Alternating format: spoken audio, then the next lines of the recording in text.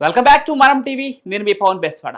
ఈ రోజుల్లో మనిషి జీవితానికి గ్యారంటీ లేదు కాబట్టి లైఫ్ ఇన్సూరెన్స్ ప్లాన్ చేసుకుంటున్నాం.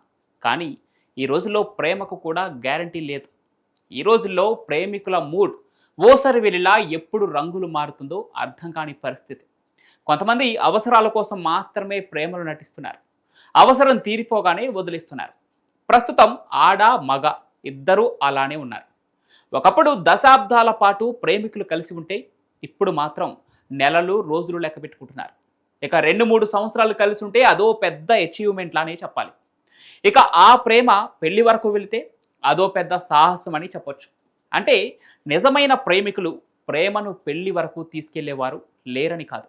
అలాంటి వారు నూటికో కోటికో కనిపిస్తున్నారు. ఇక ఈ విషయంపై రీసెర్చ్ చేసిన ఓ యువకుడు దీన్నే బిజినెస్ ప్లాన్గా మార్చేశాడు. ఏకంగా రిలేషన్షిప్ ఇన్సూరెన్స్ పాలసీని తెరపైకి తీసుకొచ్చాడు.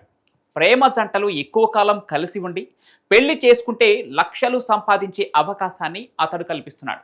అవును, మీ ప్రేమకు గ్యారంటీ లేదు కాబట్టి రిలేషన్షిప్ ఇన్సూరెన్స్ ట్రై చేయండి అని ప్రమోట్ చేస్తున్నాడు. ఫస్ట్ టైం ఇలాంటి వ్యాపారాన్ని తీసుకొచ్చిన ఈ వ్యక్తి ఎవరు, ఎక్కడ ఇన్సూరెన్స్ తీసుకొచ్చో ఈ వీడియోలో తెలుసుకుందాం. చాలా మందిని ఆశ్చర్యపరిచే ఫస్ట్ రిలేషన్షిప్ ఇన్సూరెన్స్ పాలసీని ఓ యువకుడు జికీ లవ్ వెబ్సైట్ ద్వారా అందిస్తున్నాడు. అయితే ఈ ఇన్సూరెన్స్ ప్రేమికులకు మాత్రమే వర్తిస్తుంది. ఇన్సూరెన్స్ తీసుకున్న లవర్స్ 5 సంవత్సరాల పాటు ప్రీమియం కట్టాల్సి ఉంటుంది.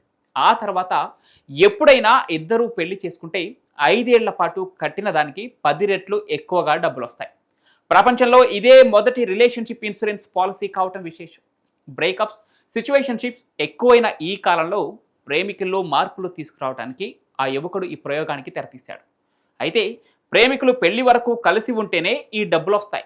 వాళ్ళు మధ్యలో విడిపోతే కట్టిన ప్రీమియంలో ₹1 కూడా తిరిగి రాదు. అయితే ప్రస్తుతం ఇందుకు సంబంధించిన వీడియో సోషల్ మీడియాలో వైరల్గా మారింది. ఇక ఈ ప్రమోషన్ ఇంటర్నెట్లో భారీ రియాక్షన్స్ అందుకుంటుంది. కొందరు దీనిని ఫన్నీ అండ్ యూనిక్ కాన్సెప్ట్గా చూస్తుండగా ఇంకొందరేమో రిలేషన్ సక్సెస్ పై విచిత్రమైన పందెంగా దీన్ని భావిస్తున్నారు.